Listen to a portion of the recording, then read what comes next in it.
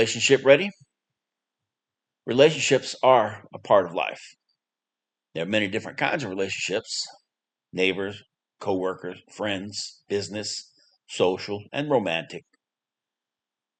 When the word relationship comes up, many people only think of the romantic.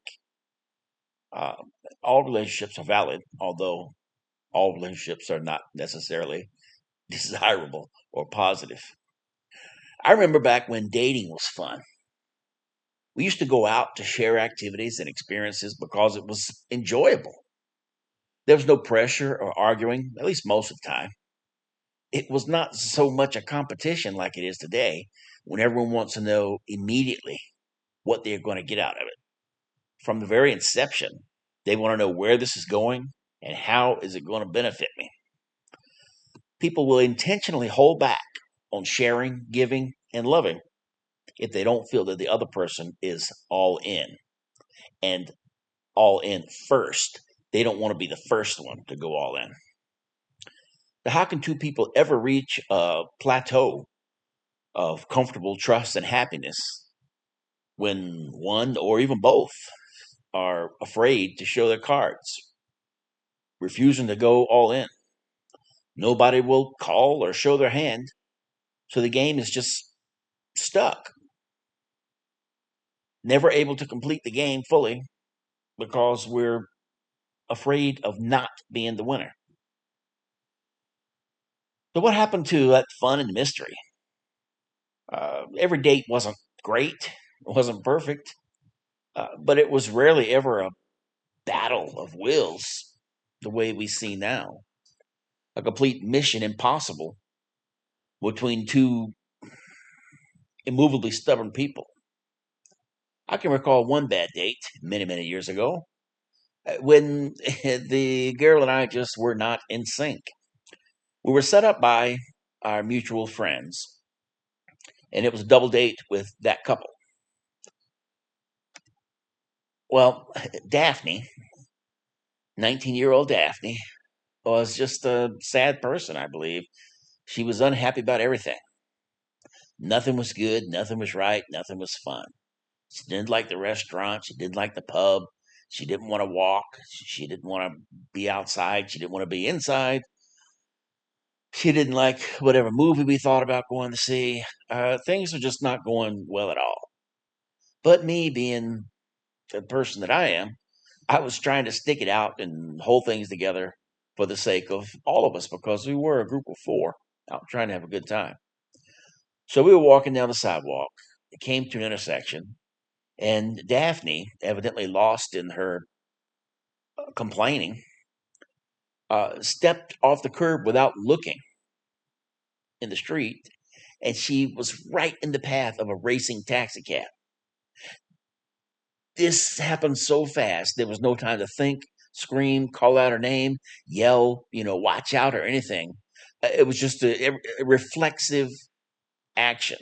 I reached out, grabbing Daphne by the collar of her clothing at the back of her neck and snatched her back onto the sidewalk. The taxi driver never even slowed down, and this girl would have likely been killed within the next second, or seriously injured. It was going to be a big deal. The couple walking behind us gasped and screamed at the extremely close call. I was still trying to catch up. My mind was trying to catch up with what my body had just done, pulling this girl back to save her life. But oh no, Daphne saw things from a totally different way, completely different perspective, her own twisted view. Daphne pulled away harshly, yanking away from me and yelling, "Don't you ever put your hands on me," and yanked me around like a dog. I had no words for that. My jaw dropped at her ridiculous reaction. I made eye contact with my buddy, and he just shrugged his shoulders in confusion because even he didn't understand it. So I turned back to Daphne, and I got a little bit loud and quite rude, told her what I really thought about her response to me saving her life and her overall crappy attitude. So that was my first and only date with Daphne. Attitudes today are so different.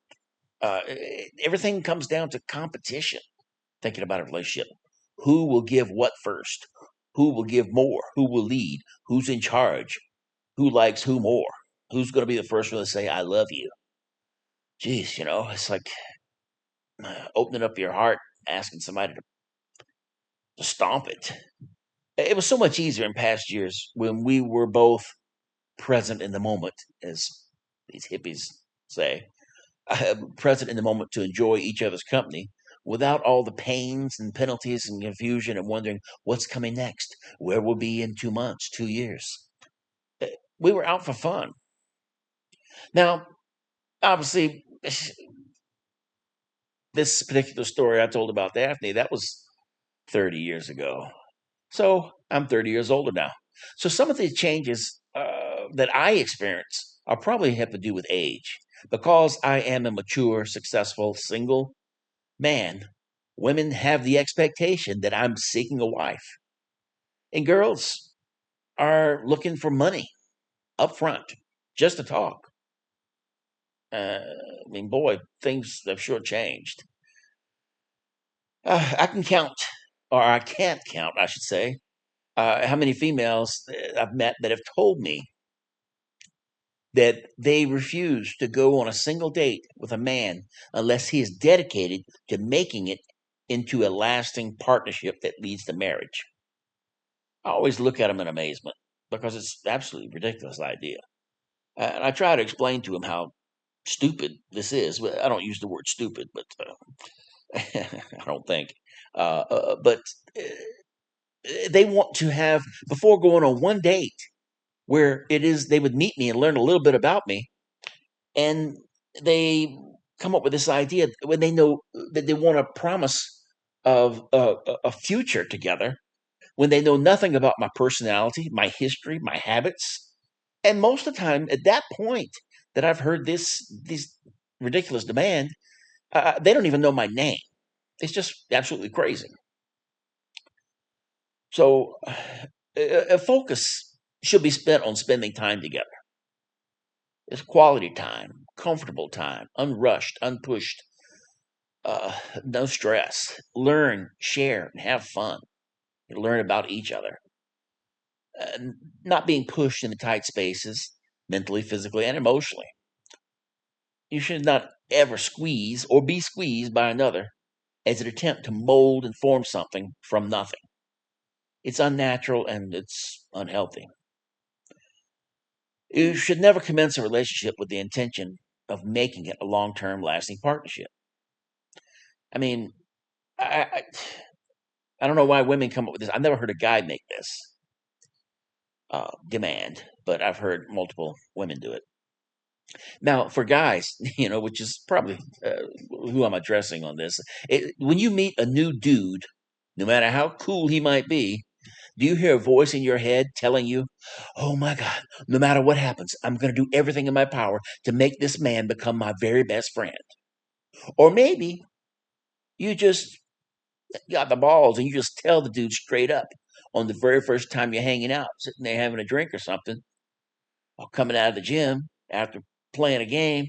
You say, "Man, I got plenty of friends, and I'm not going to be spending any time with you unless you guarantee that we're going to be BFFs, best friends forever." I mean, how do you think this guy would react? Can you imagine those words coming out of your mouth? Ooh, wee. Of course not. It sounds stupid to even say it out loud, but if a friendship happens, then it happens. If it grows into a much stronger friendship, then that's excellent. You don't hire or find a best friend on day one. That's something that builds over time. You don't force it. Forcing forcing is ultimately faking it, right? It simply grows. You don't build it. You didn't build that. Then, you have to be happy with yourself. You have to be happy yourself and with yourself before bringing another person into your orbit. The goal is to be confident, complete, and content on your own. Then you are in the right position in life to decide whether or not you invite and allow someone else into the peaceful tranquility that you have created. You want to know why I'm not happy? Fuck, that's why I'm not happy. Because everything. I'm going to write this down. The real reason I'm not happy. ...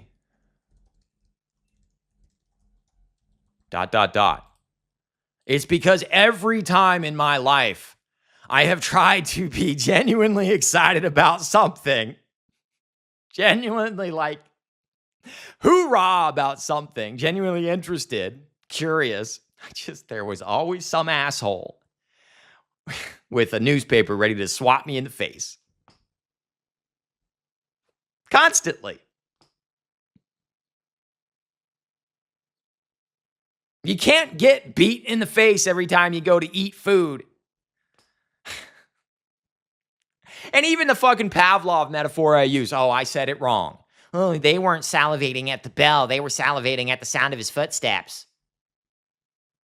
Fuck, dude. It's a fucking metaphor. Like, get off your damn high horse, man. What the fuck is wrong with you? Oh, Raymond, you're not good enough. Your teeth are bad. You cracked your voice. You did this. You did that. You don't have anything now. You whistle sometimes when you talk because your teeth are bad. You've got this. You got that. You look like you're 55 years old. Why the fuck does this guy even exist? Why doesn't he just off himself? Like, fuck, guys. You want to know why I'm actually unhappy? Why I can't fucking ever see any positivity in anything? Why I complain all the time? It's because my entire life, every time I've been excited about anything, I had either my mother or a fucking teacher or a fucking somebody, porn, jacking off, gives you a dopamine release, gives you pleasure instantly. Adolescence, it's no, that's naughty. Can't do that. The church completely cracks down and frowns upon it. This fucking Christian school I was going to makes it this heresy. They collect everybody's PDF or little. People had these palm readers. Remember those little palm reader things? And they had porn on those. And it's like they confiscated everybody's palm readers and had giant meetings and giant sanctuary fucking cult goddamn assemblies. No wonder there's such a pornography problem with men. You've made sexual pleasure, you've made anything that makes a guy feel good, evil. Anything that makes a guy feel good is bad. And it just gets to the point where it's like, why try to do anything? Why try to accomplish anything? If all I ever do is get met with consternation and difficulty and incompliance and just fucking another fucking fist in my face telling me I can't do something, why would I try? And then I get these fucking lecture goddamn articles. Accept less. You need to be okay with less. And then these fucking patronizing paragraphs of just be good at one thing. Yeah, Sean, what are you good at? Writing? Well, you actually are a pretty good writer. You're using M dashes though, so I don't know. You might be Chat GPT. Strong social connections. Look, number 2, strong social connections. Well, guess what? If you're never good at anything that anybody else gives a shit about, if you never take pride in anything or excited about anything that doesn't have social proof or is something that's socially acceptable, you're not going to have strong social connections. And you're just going to end up being this bald, skinny incel that's ripped and fucking raging out 24/7 with a blood pressure problem.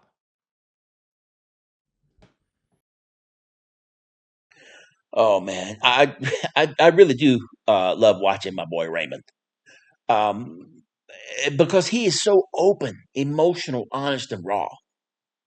But he has some work to do, and he's not alone. We all have work to do. Raymond is just very vocal and visually sharing his own journey with all of us. And I wish Raymond the greatest success, the shortest path to highest success and complete happiness. And for everybody, for all of you, if you are not complete, happy, and satisfied, then you're not yet prepared to integrate another individual into your life circle. Conquer your domain first. Then you might consider inviting others in to share and enjoy it alongside you. Confident, complete, and content on your own, guys. Thanks for listening. Oink, oink.